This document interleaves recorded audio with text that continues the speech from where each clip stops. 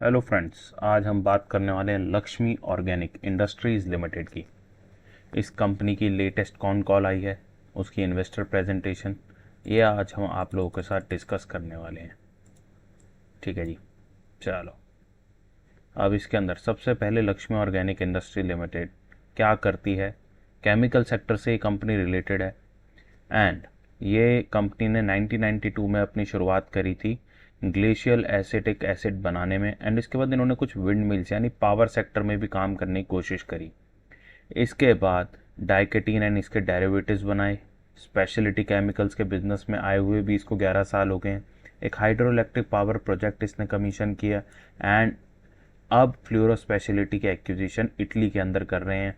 DSIR की registration उन्होंने करवाई है। अब रिवेन्यू की अगर बात करें तो 1992 से अभी तक इस कंपनी को अराउंड 30 साल हो चुके हैं और कंपनी का रिवेन्यू मतलब अगर देखा जाए हर 5 साल या 10 साल के अंदर काफ़ी ग्रोथ कर रहा है। पिछले कुछ सालों की बात करें तो बहुत ही ज़्यादा अच्छे से ग्रोथ कर रहा है, तो यानी सस्टेनेबिलिटी जैसे कि यहाँ पे लिखा हुआ है वो दिखाई पड़ रही है यहाँ पे। इसके बाद यहाँ पे बात करते हैं जो एसेटाइल वाली रिवेन्यू कंट्रीब्यूशन है, वो फाइनेंशियल ईयर 11 से 14 तक 77% थी, जो कि घट के 60% तक अभी हो चुकी है।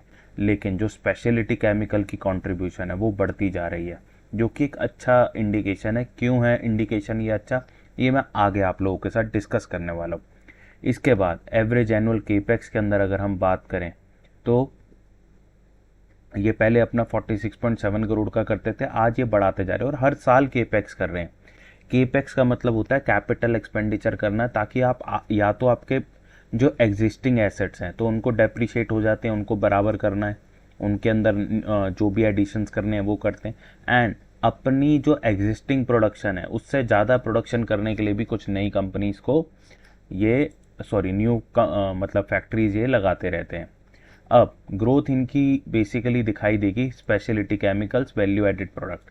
ये बात हम काफ़ी बार अपनी वीडियोस में डिस्कस कर चुके हैं, काफ़ी बार लाइव सेशन में ये बात डिस्कस कर चुके हैं कि अगर किसी भी केमिकल कंपनी को अगर आपने देखना है कि ये बहुत अच्छा आपको ग्रोथ देगी तो वो स्पेशलिटी केमिकल कंपनीज होनी चाहिए।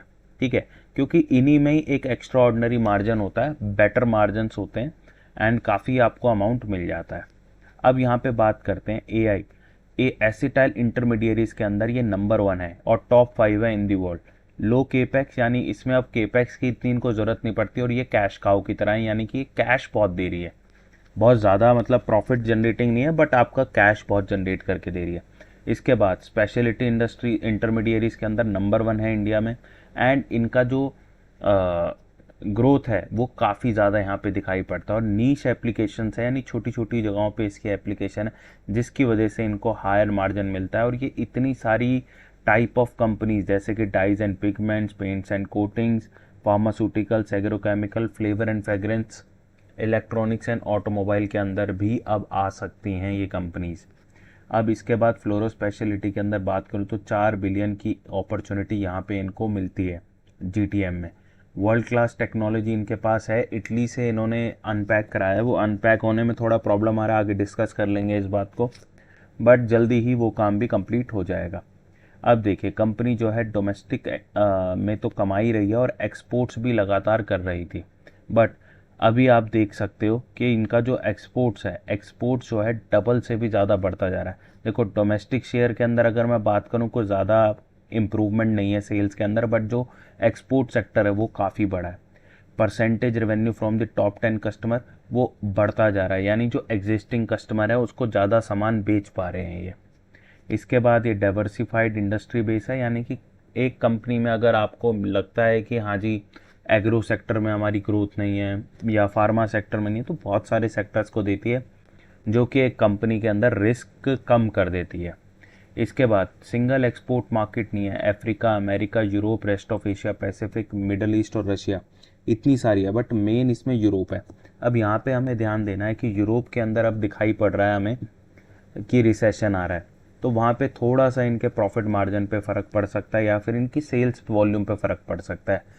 तो अगर मान लीजिए इसकी सेल्स कम होती है तो इसका मतलब ये नहीं कि ये स्टॉक थोड़ा सा गिर गया तो इसको आप बेच के चले जाएं। आपको पता है कि यूरोप के अंदर जो रिसेशन है वो बहुत ही ज़्यादा समय तक नहीं रहेगा, आपकी जो कंट्री है वो ग्रोथ भी करेगी और बाकी सारी कंट्रीज़ में भी इनका ग्रोथ है, तो आपको उस टाइम पे कंपनी को और बाय करना चाहिए इंस्टेंट की कंपनी से निकल जाए। तो ये ऐसी छोटी छोटी बातें ज़रूर याद रखनी चाहिए, तभी आप लॉन्ग टर्म में वेल्थ क्रिएट कर पाते हैं। इसके बाद गाइस, स्पेशलिटी इंटरमीडिएरीज के अंदर ये कह रहे हैं कि हमें अपना मार्केट शेयर लीडिंग कर, जो मार्केट शेयर है डाइकेटिन डेरिवेटिव्स के अंदर, ये हम बढ़ाते रहेंगे। एंड इन्होंने बैकवर्ड इंटीग्रेशन ऑपरेशंस करे हैं। बैकवर्ड इंटीग्रेशन जिन लोगों को नहीं पता मैं बता दूं, देखिए जैसे कि आप लोग, एक बंदा है वो पाव भाजी बनाता था, ठीक है जी, अब पाव बाहर से खरीद के लाता था। अब अगर उसकी पाव भाजी बहुत ज़्यादा बिकती है तो हो सकता है कल को वो अपने पाव खुद ही बना ले, ठीक है जी। तो उसको बोलेंगे बैकवर्ड इंटीग्रेशन करना, यानी अपने रॉ मटेरियल को खुद बना लेना। इन्फ्लेशनरी प्रेशर्स का यहाँ पे लिख दिया गया है कि इन्फ्लेशनरी प्रेशर्स की वजह से प्रॉब्लम यहाँ पे थोड़ा सा आ रहा है कि डिमांड नहीं है, कौन सी, फॉरेन मार्केट के अंदर। अब बिजनेस परफॉर्मेंस की बात करें तो नया प्लांट आने वाला है जो कि हायर वैल्यू मॉलिक्यूल बनाएगा ग्लोबल यूज़ के लिए, और सेल स्टार्ट हो जाएगी Q2 फाइनेंशियल ईयर 23, यानी आने वाले कुछ एक साल के अंदर आपको इनकी सेल्स में ग्रोथ दिखाई देने वाली, क्योंकि केपेक्स करने वाली। तो इस कंपनी के अंदर अगर मैं कहूँ पोजीशन, तो आप धीरे धीरे करके बनाएं, क्योंकि कंपनी जिस दिन अपनी सेल्स बढ़ाएगी उस दिन ये कंपनी रॉकेट होती फिर से नज़र आएगी, और अभी रिसेंटली भी रॉकेट हुई थी एक बार ये पिछले एक साल में। इसके बाद जो एसआई की सेल्स है वो ग्रो कर रही है 50% ईयर ऑन ईयर बेसिस पे। अब देखो, एसआई की सेल जितनी बढ़ेगी उतना इनका मार्जिन में ग्रोथ होगा, और जितना मार्जिन में ग्रोथ होगा उतना प्रॉफिट ये कंपनी आप लोगों को बना के देगी। इसके बाद यहाँ पे आते हैं एसेटाइल के अंदर। इनकी एसेटाइल के अंदर रिमेन रही है फ्लैट। अब लोग इससे बड़े परेशान होते हैं कि सर फ्लैट परफॉर्मेंस है। भाई एसेटाइल में इनका मार्जिन भी कम है, अगर उसमें फ्लैट परफॉर्मेंस है तो इट्स ओके।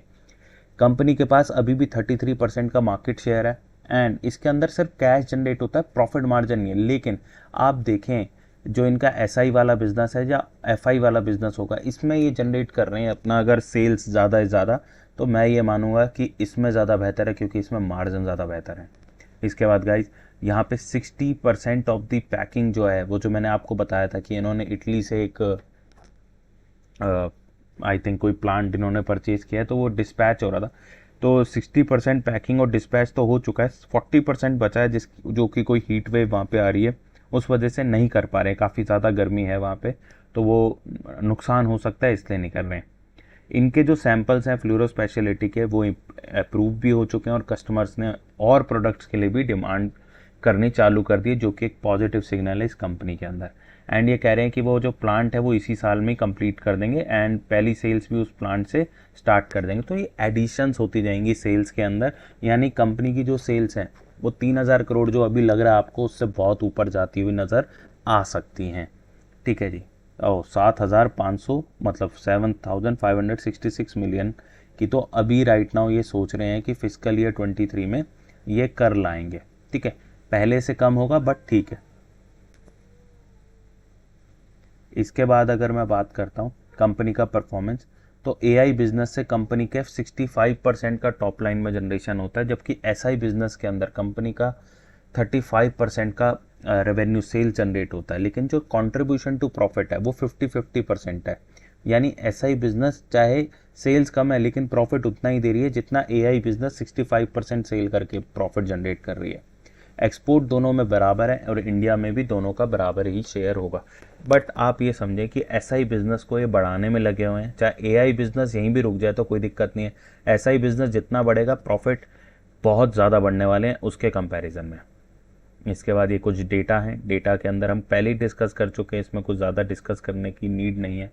अगर मैं पिछले ईयर का Q1 डिस्कस करूं इस ईयर के Q1 से, तो उसमें आपको ग्रोथ नज़र आई है, जबकि Q4 के अंदर से कंपैरिजन करूं लास्ट ईयर के अभी के Q1 को, तो उसमें आपको डी ग्रोथ नज़र आ रही है। बट ओवरऑल अगर आप ग्रॉस मार्जिन या एबिटा मार्जिन की तरफ ध्यान दो, पिछले क्वार्टर से इस क्वार्टर में काफ़ी ग्रोथ नज़र आ रही है, तो मार्जिन बढ़ रहे हैं।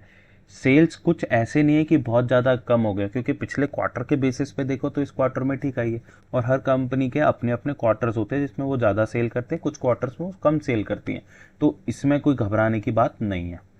इसके बाद बात करते हैं केपेक्स की। केपेक्स के अंदर इन्होंने देखो एआई के अंदर भी केपेक्स कर रहे हैं, बट 5% ही है इनके टोटल केपेक्स का। एंड अब आप देखो यहाँ पे एसआई के अंदर और फ्लोरो स्पेशलिटी के अंदर 42% एंड 53% रिस्पेक्टिवली केपेक्स कर रहे हैं। आप समझे, ये दो जगहें ऐसी है जहाँ पे ये कंपनी प्रॉफिट ज़बरदस्त कमाने वाली है। अब इन दो जगहों पे अगर वो ज़बरदस्त प्रॉफिट कमाएगी तो इन्हीं दो जगहों पे अगर वो इन्वेस्टमेंट कर रही है तो हमें क्या परेशानी। अगर ये वाला बिजनेस इनका कम भी हो जाता है या इसमें अगर ये केपेक्स बहुत थोड़ा थोड़ा भी कर रहे हैं तो हमें कोई दिक्कत नहीं है, ठीक है ना। ये ग्रोथ पोर्टफोलियो के साथ साथ इन्होंने एक स्टेबल पोर्टफोलियो ऐड कर रखा है, दैट्स इट। तो इसमें अगर नहीं भी इंक्रीज होगा ज़्यादा तो कोई बात नहीं, ग्रोथ सेक्टर के अंदर बहुत अच्छे से ये एड ऑन्स कर रहे हैं।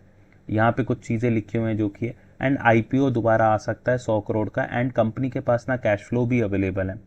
बैलेंस शीट में इन्होंने अपना जो डेट था वो कम करते गए हैं, डेट लेना चाहें तो कर सकते हैं, टोटल 300 साढ़े 300 करोड़ रुपए ये इकट्ठा कर सकते हैं और उससे ये केपेक्स भी एनुअली कर सकते हैं। यहाँ पे कुछ चीज़ें और लिखे हुए हैं जो अभी मेरे को नहीं लगता आपके काम की हैं, तो इसके लिए इन्होंने बोल दिया थैंक यू। ये मोबाइल नंबर्स भी इन्होंने दे दिए, काफ़ी अच्छी बात है। आप इनसे बात करना चाहें कुछ तो वो आप कर सकते हैं। तो ओवरऑल अगर मैं कंपनी का चार्ट पैटर्न देखूं तो चार्ट पैटर्न के लिए खोल लेते हैं ट्रेडिंग व्यू, ठीक है जी। अब बात करते हैं ट्रेडिंग व्यू की। ट्रेडिंग व्यू के अंदर खोल लेते हैं, कंपनी का नाम क्या है, लक्ष्मी ऑर्गेनिक्स। तो कंपनी में हमने पहले जब लिया था कंपनी वहाँ से एकदम ही डबल हो गई थी, ठीक है ना, जो कि घबरा देने वाली चीज़ है। कंपनी हम यहाँ पे डिस्कस किया करते थे पहले 260 के अराउंड, एंड इससे एकदम से रनअप दिया, इसने डबल सी हो गई थी, 603 रुपये पे ये कंपनी पहुँच गई थी। तो काफ़ी अच्छा रनअप था। उसके बाद इसने टाइम करेक्शन दिया है, काफ़ी अच्छा टाइम करेक्शन, थोड़ी सी देख सकते हैं डाउन ट्रेंड में भी आई है कंपनी। बट अब आप रीसेंट चार्ट पैटर्न देखो तो कंपनी के अंदर एक अच्छा हायर राइज हायर लो बनाने की कोशिश जारी है। तो हमने इसको पहले भी आपको रिकमेंड किया था हमारे टेलीग्राम ग्रुप के अंदर। मैं आपसे कहूँगा कि आप टेलीग्राम ग्रुप को ज्वाइन कर सकते हैं, हमारे चैनल, हमारा जो लिंक है वो डिस्क्रिप्शन में आपको मिल जाएगा। अब बात करते हैं ये कहाँ बाय करना चाहिए। तो देखिए अभी बहुत ही अच्छे लेवल्स पे है ये। अभी यहाँ पे आप इसको करंट में ही बाय कर सकते हैं। पहला टारगेट आपके पास होगा जो वो होगा 381 का, 341 पे शेयर ट्रेड कर रहा है। इसके बाद जो अगला टारगेट होगा वो मैं कहूँगा वैसे तो ये होगा 381 के बाद 411 के दूसरे टारगेट, एंड उसके बाद 446 के तीसरे टारगेट, उसके बाद चौथा टारगेट हमारा है 498 का। यहाँ पे थोड़ा रेजिस्टेंस ज़्यादा दिखाई दे सकता है। एंड आप ईयर ऑन ईयर बेसिस पे अगर इसको 2-3 साल के लिए होल्ड करते तो कंपनी यहाँ से देखिए जिस लेवल पे है यहीं से डबल हो सकती है। पहली बात तो ये तो अपने पुराने हाई से ही गिरी है, तो वहाँ जाने में तो इसको कोई परेशानी नहीं है, डबल तो वहीं हो सकती है। उसके बाद ये कंपनी और आपको मेरे हिसाब से 100% या 200% रिटर्न्स ऐड ऑन के बेसिस पे दे सकती है, क्योंकि ये कंपनी के अंदर एक साल बाद जो सेल्स में ग्रोथ आने वाली है वो बहुत ही ज़्यादा बढ़िया होने वाली है।